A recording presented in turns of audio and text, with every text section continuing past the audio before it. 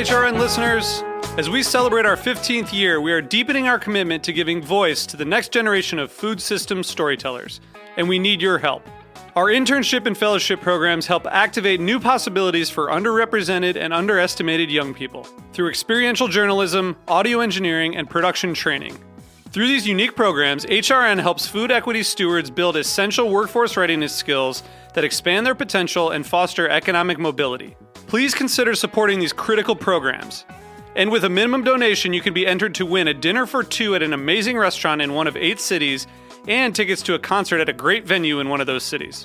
We have incredible partners across the country who have donated, as they also share our passion for helping to educate the next generation of food systems storytellers. Check out heritageradionetwork.org/15 to donate and enter to win today. That's heritageradionetwork.org/15 to donate and enter to win today. And make sure you donate before March 31st. Thank you. Hello and welcome. I am Caity Mosman-Wadler. I'm the Executive Director of Heritage Radio Network, and I am joined today by Nell Newman. She's an entrepreneur, environmentalist, and philanthropist, famously founded Newman's Own Organics, which I really credit with bringing organic into the mainstream, and was also a pioneer in the for-benefit business movement. Now Nell runs the Nell Newman Foundation, and also she works as a sustainable agriculture advocate. Welcome, Nell. Thank you. Thank you so much for that wonderful introduction. So today we are speaking to you from the back room of the Renaissance Forge, which is Angela Garo's workspace, and we're in a smoky office. We've been eating delicious charcuterie and drinking some wonderful wine from Cane Vineyard and Winery. So it's a little bit of a rustic space, but also, something that really has a lot in common with our studio in Bushwick. So we're feeling very comfortable here. But Nell, today I wanted to talk to you a little bit about the Good Food Awards you're presenting tomorrow night. And I was hoping you could tell me a little bit about what the Good Food Awards means to you. When Alice asked me to come and present, and I actually did one of the opening speeches, I thought it was really it was one of the most interesting things I'd heard of recently, which was to give awards to small, sustainable producers all across the United States. I mean, that's what the movement has always been to me for organic agriculture, was to promote organic agriculture, but to see actually awards going out to the small producers that are working at becoming organic and doing fine, amazing foods, incredible caramels or a really special mustard. And for a long time, I was the jam judge, and I love jam, so that was a wonderful experience. So it really embodies everything that I've always believed in terms of sustainable agriculture. Can you talk a little bit more about what it means to be a sustainable food producer today? There's so many areas that could apply to, and to you, what's the most important part? Well, as a young adult, not even a young adult, when I was 8 years old, I discovered the peregrine falcon was extinct east of the Mississippi, and I was fascinated by birds of prey. And when I asked my mother, what does that mean, and why is that happening? She said, well, apparently it's due to something called DDT that we spray on our foods. And, it was such a mystery for me as a child, and the word organic didn't exist. So I ended up in the world of sustainable agriculture from a really, young age, having that deep understanding and watching in my backyard when the guys would come to spray our apple trees. And finally I ended up chasing them away. It was just part of my makeup as a child. My mother was into natural foods, but natural foods didn't really mean organic in the late 60s, early 70s. So I feel like it's literally in my blood. And as far as I'm concerned, it's obvious that it's the only method that really works. And it requires the same thing. We have not been growing conventionally for that long. Mm-hmm. And the improvements are not really founded. Before 1945, you had to be a really good farmer.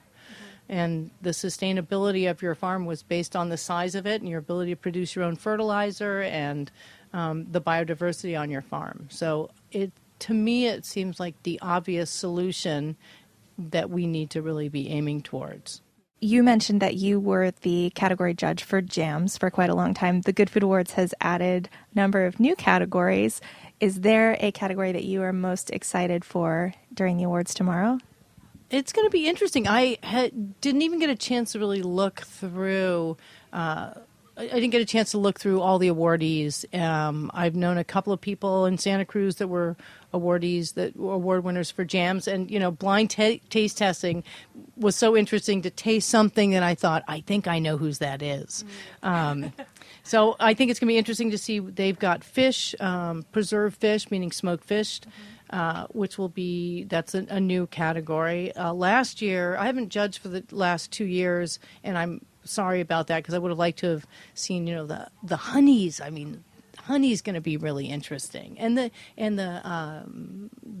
little candies that they've been doing has been. I can't imagine judging that, but every new category holds so many intriguing concepts. So the Good Food Awards is a project of the Good Food Foundation. I know that you also run a foundation. We are a nonprofit radio network.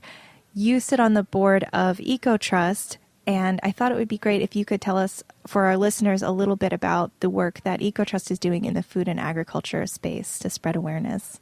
Thank you. That's a great opportunity. I've known Spencer Beebe, who founded EcoTrust, for about 30 years.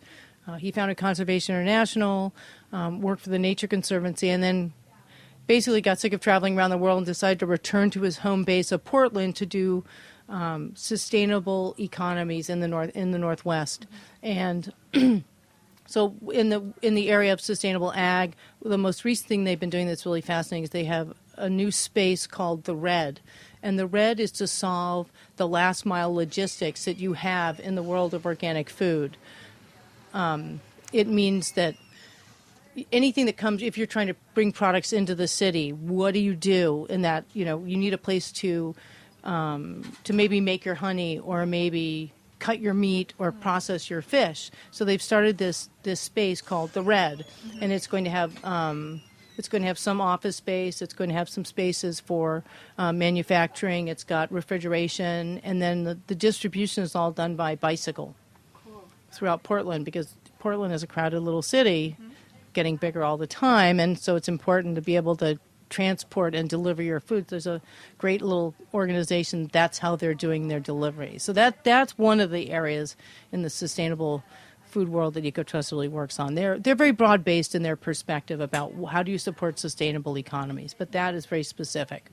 So we know that tomorrow is Inauguration Day, and there's a lot going on in San Francisco and New York, across the country, across the world, of political protest, political movement on a historical scale. And a lot of us are concerned about the future of regulation in agriculture.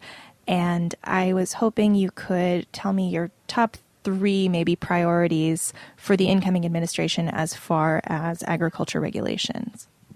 Well, I think I'm hopeful, because that's really the only perspective I can have at this point.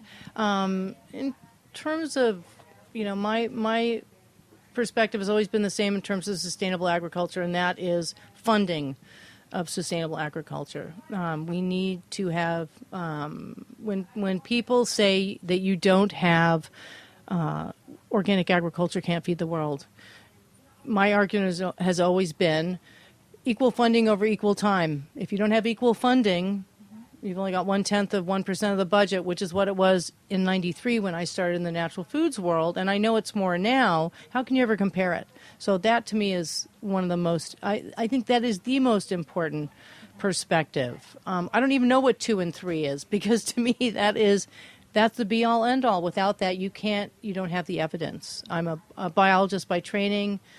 Actually, technically a human ecologist by training. So I think that's, without the data, how are you going to make the argument for the fact that whether or not it does actually provide more food? Brava, very well said. So just to lighten it up a little bit, what are you most looking forward to in 2017? Surfing more. Right. I live in Santa Cruz, and that was one of my New Year's resolutions was to get out in the water more. It's my church.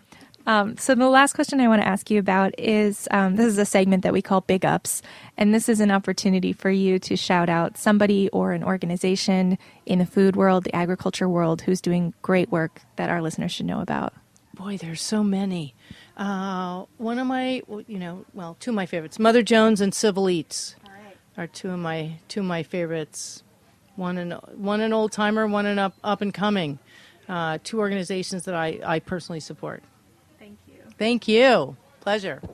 Thanks so much, Nell Newman, for joining us on Heritage Radio Network. We will be broadcasting live from the Good Food Awards tomorrow, January 20th, starting at 6:30 p.m. Pacific time. So please tune in, and you'll get a chance to hear from Nell again as she's presenting at the awards. So thank you so much. As always, you're listening to Heritage Radio Network.